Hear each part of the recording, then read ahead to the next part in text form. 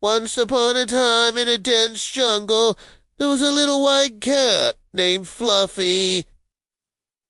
One day Fluffy went for an adventure. But as she was exploring, a big storm suddenly came. The sky turned dark and the mighty oak trees around her started to shake. "Oh my gosh!" she exclaimed. "It's so scary in here. I wish I had never come."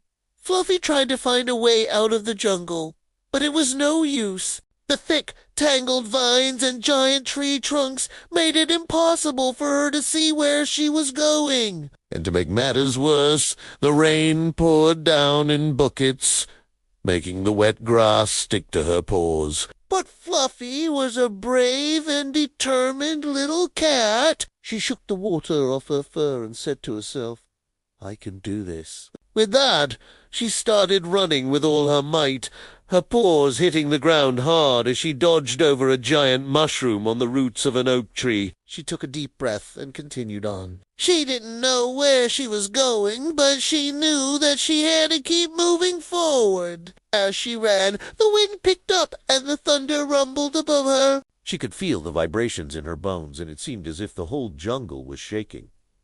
But Fluffy didn't slow down. She knew that she had to keep going if she wanted to escape the storm. Her paws slipped on the wet, muddy ground, but she didn't fall. She kept moving forward, her eyes fixed on the path ahead of her. Finally, after what felt like hours, Fluffy saw a light in the distance. She didn't know if it was the light from the moon or the stars, but she hoped that it meant she was close to getting out of the jungle. With a surge of energy, she started to run faster, her paws splashing through puddles and over-fallen logs. She could hear the sound of the rushing water nearby, and she knew that she was close. And then, just when she thought she couldn't go any further, she saw it. The opening to the jungle was right in front of her. With one last burst of speed, she ran out into the clearing and collapsed on the ground.